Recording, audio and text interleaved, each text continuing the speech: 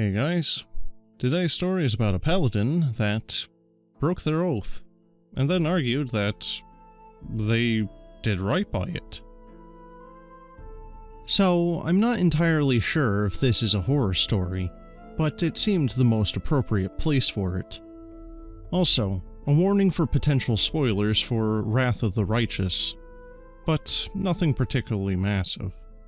The group for this story consisted of myself as the DM, a goblin gunslinger who was a hilarious player and easily one of my most favorite people to play with, since they always came up with an awesome yet funny idea, and played them perfectly. He also had a gun that was twice as large as he was. There was also the Hobgoblin War Priest, who was a new character, as the player had just switched over from a sorcerer as they struggle with full casters, and they seemed to be enjoying the new character. They also dual-wield scimitars. Then we have a dwarf monk, who is just a nice guy and doesn't really tend to RP much. They're a good player, and they punch people. Then we have a tiefling magus, who was cosplaying as Indiana Jones, using a whip and electrocuting people with it. Then we had an ASMR paladin who was our problem player, going for the full angel vibe and worshipped a god of vengeance and honor, and so on. They got themselves a fancy sword that would grow as they do. And as for the system, it was Pathfinder, and the adventure was Wrath of the Righteous. Plenty of demon slaying and general big dang hero moments. But with that out of the way, onto the story.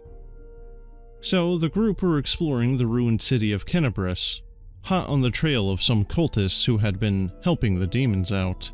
Needless to say, they were pretty keen on finding these cultists, and one of the pieces of info that they found out had pointed them towards an alchemist shop, and upon arrival, they could faintly hear some people talking inside. So the gunslinger snuck up to the door to take a peek, and spotted 3 men inside huddled around a large sack. They relayed this information to the group, and the decision was made to try and scare these guys in order to get them to surrender. The gunslinger, being a goblin, launched a firework in through the destroyed door, which caused untold panic. And they saw the looters, as that's all they were, draw their blades and move against the wall to try to avoid the rocket that was currently bouncing around the room. The paladin and the monk formed up on either side of the door, whilst the war priest shouted out that, whoever they are, they can surrender or just be shown no mercy. They rolled diplomacy and scored a natural 20. Which, at this level, even without modifiers, is enough to convince these guys to surrender. They're opportunists, not die-hard cultists. So I resolved to have them sheathe their weapons on their turn and surrender. Unfortunately, it didn't get that far. The paladin fired off a detect evil at them, which pinged back positive for evil as they were statted for brigands, which are neutral evil, and promptly did one of the few things that actively annoys me, both as someone who likes playing paladins and as a DM.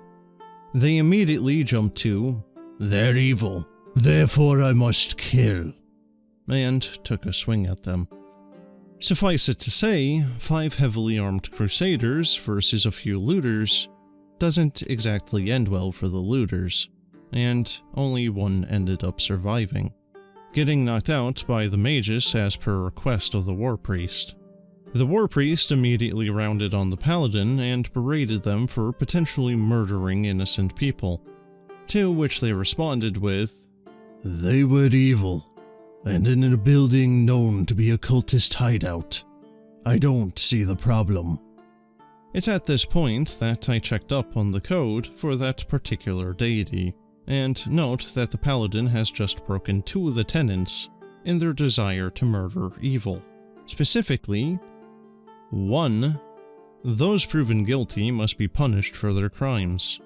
I will not turn a blind eye to wrongdoing. And 2. Rage is a virtue, and a strength only when focused against the deserving. I will never seek disproportionate retribution. They didn't actually confirm that they were cultists, and the looters had just been in the wrong place at the wrong time. Sure, looting is a crime, but not an executable one. And it was at this point that I described a feeling of disappointment dwelling in the back of the Paladin's mind, as if his deity disapproved of the actions that they had performed. Now, full disclosure, I know that the Paladin has dyslexia, and subsequently has difficulty reading things. I'm not a killer DM, and I give people chances, so rather than slap them with a fall immediately, I provide a gentle nudge. They then tell me that they hadn't actually read their deity's code at all, and weren't aware of it. But another thing that annoyed me as a DM is when people who play powerful classes, as this one often does, and they tend to min-max their characters, they don't read up on the limitations placed upon them. The Paladin then began arguing with me about how they acted within their code, which they didn't, and surely their deity would be pleased with bringing vengeance on the evil. They aren't. I noted that their god wasn't just a god of vengeance, but also of chivalry and duty. I posed the hypothetical question of, what if these three were, say, Asmodeus worshippers, tracking down the cult as well, since devils hate demons just as much as the Crusaders do. And if they were, then they could have just killed two potential allies, and severely wounded a third. They tell me that their oath of crusade means that they would have to kill demons and devils whenever they find them.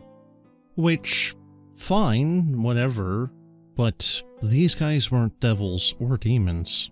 They were just humans. They then tell me that they were evil, and in a known cultist hideout. So they must be cultists. But no, they were just in the wrong place at the wrong time. And the looter confirms this when he wakes up, terrified as he is, which earns the Paladin a withering glance from the war priest in character.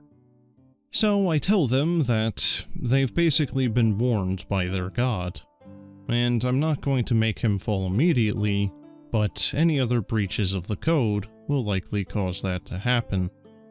At this point, the Paladin went very quiet for the next few minutes before the end of the session.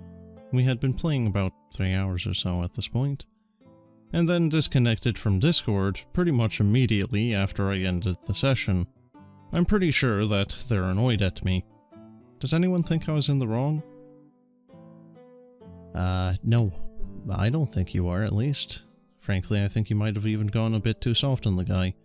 As for the Paladin being a sad little boy at the end there, all I can really say there is, suck it up, Buttercup.